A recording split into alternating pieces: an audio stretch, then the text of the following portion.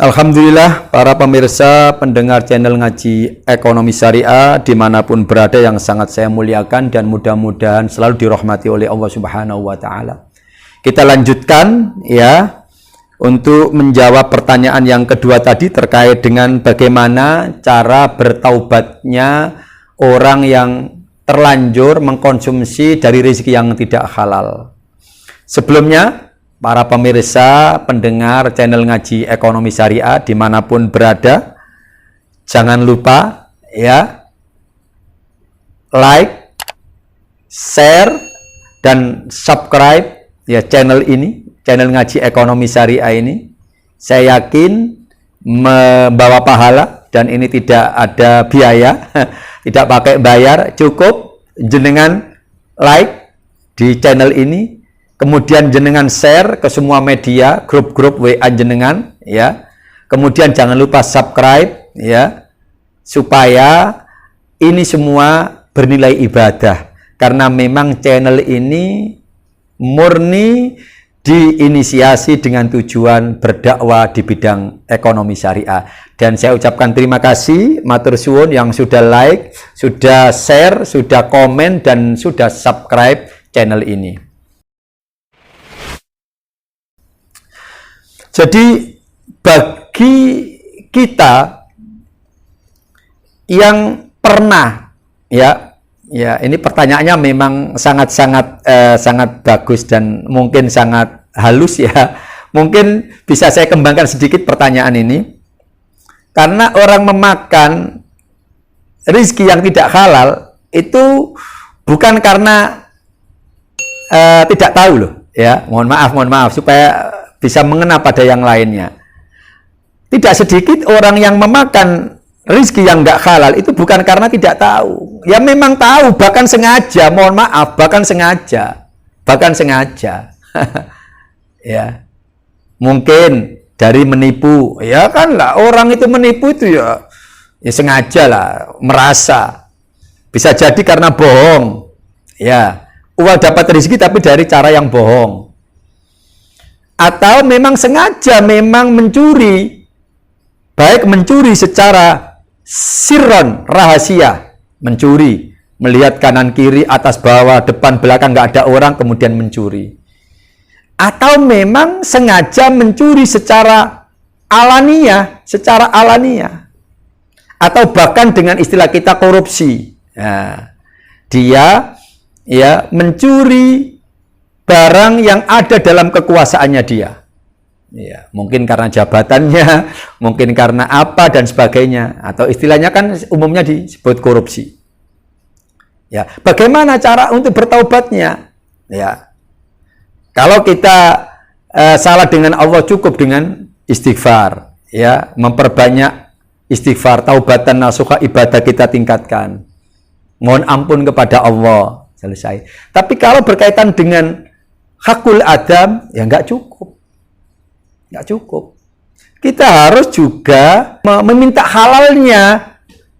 Contoh, karena mungkin kita pernah menipu kepada orang, dan kita masih ingat, datangi orang itu.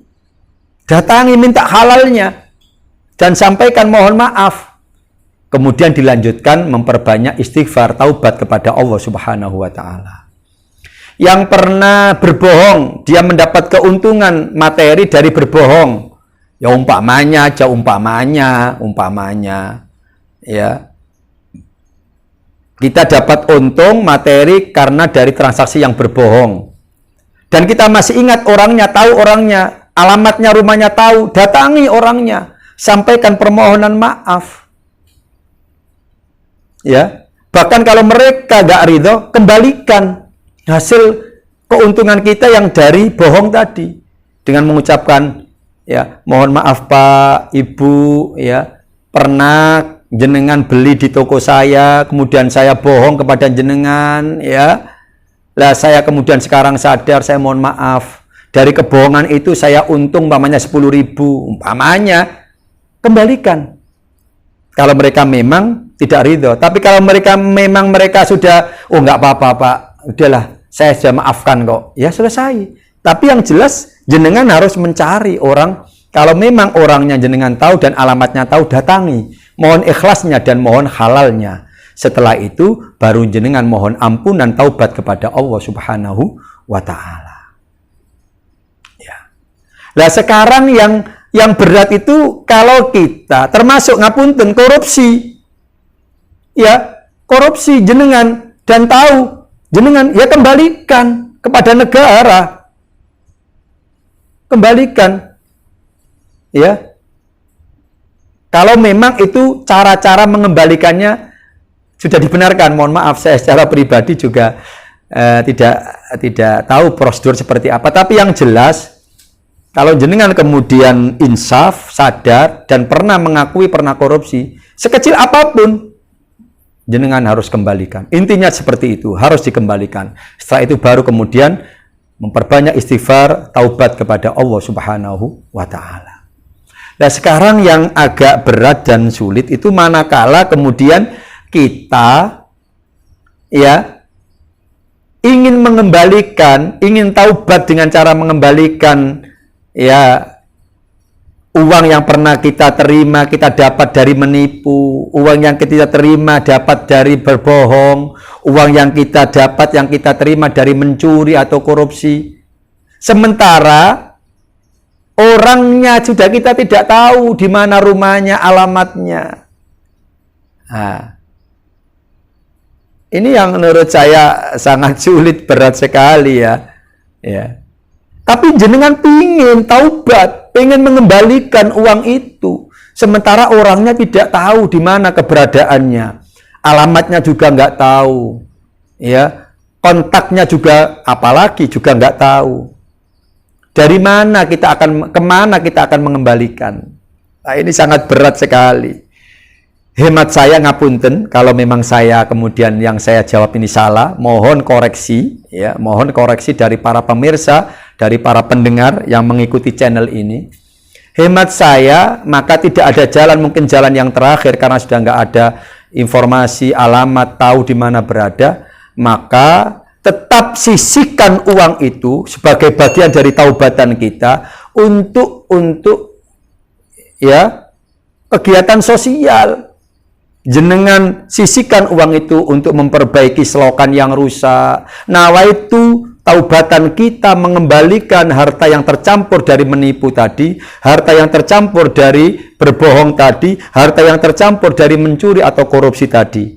Pakai untuk memperbaiki selokan ya bangunan-bangunan sosial itu untuk umum, maslahatul am, ya. Limaslahatil ummah, limaslahatil ammah, untuk kemaslahatan umat dan kemaslahatan yang sifatnya umum, memperbaiki jalan, ya, memperbaiki jembatan atau membangun jembatan dari dana-dana yang jenengan sisihkan, karena dana itu jenengan peroleh dari tadi mungkin menipu, mungkin mencuri, mungkin berbohong atau korupsi. Sementara mau mengembalikan, jenengan sudah tidak tahu di mana alamatnya orang yang jenengan pernah tipu, jenengan pernah bohongi, jenengan pernah curi tadi. Ya, mungkin itu, mohon maaf, hemat saya, jawaban saya untuk sementara dengan cara begitu, memperbanyak kegiatan-kegiatan kemaslahatan sosial yang umum, ya, yang tadi itu memperbaiki jalan, jembatan, ya, got-got saluran, ya, dan sebagainya.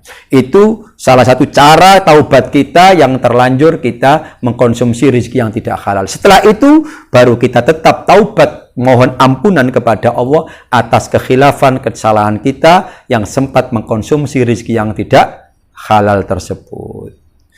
Itu ya, jawaban saya terkait dari pertanyaan dari Mas Fauzan, pertanyaan yang kedua tadi. Tak lupa mohon maaf dan koreksi kalau apa yang saya sampaikan ini ada salah dan khilaf, dan mohon untuk diluruskan dan dibenarkan, ya. Selanjutnya ada pertanyaan yang ketiga dari Mbak Cynthia, ya. Ini ada pertanyaan terkait tentang persepsi masyarakat. Seperti begini pertanyaannya. Ustadz, setelah mengikuti penyampaian Ustadz di channel Ngaji Ekonomi Syariah, jadi saya ingin tahu lebih banyak terkait ekonomi syariah, termasuk ya terkait informasi yang saya dapat dari masyarakat yang mengatakan bahwa perbankan syariah dan perbankan konvensional itu sebenarnya sama saja. Apa benar Ustadz? Ya, yang saya tangkap dari masyarakat pada umumnya seperti ini. Terima kasih sebelumnya Ustadz. Wassalamualaikum warahmatullahi wabarakatuh. Ya Mbak Cynthia yang sangat saya muliakan dan saya ucapkan terima kasih sudah mengikuti channel ini dan sudah mengajukan pertanyaan yang luar biasa, menurut saya cukup bagus ya. Ya, intinya pertanyaannya Mbak Cynthia ini bertanya terkait tentang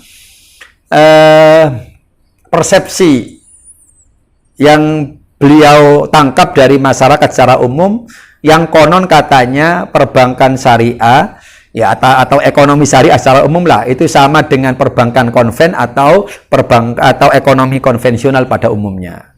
Ya. Izinkan saya menjawab Pak Cynthia dan kepada semua pemirsa dan pendengar channel Ngaji Ekonomi Syariah dimanapun berada yang sangat saya muliakan.